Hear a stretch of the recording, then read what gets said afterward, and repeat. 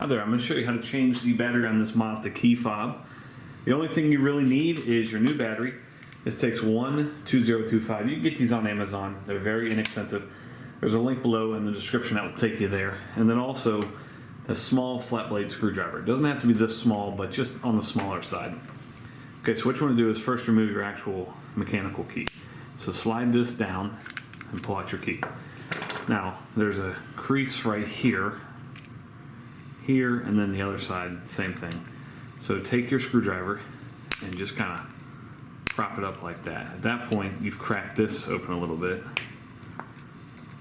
and this back half just comes out like that. Okay, and there's this cover. It actually tells you what kind of battery.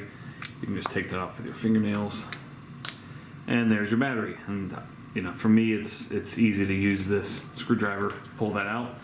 Take out your old 2025, put the new one in this way first, push that down, put your cap on, give it a good squeeze, put this together, give that a squeeze, put your key back in, and then you can test it.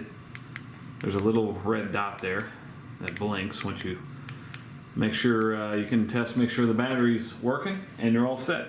Thanks so much for watching. Make sure you hit that thumbs up button.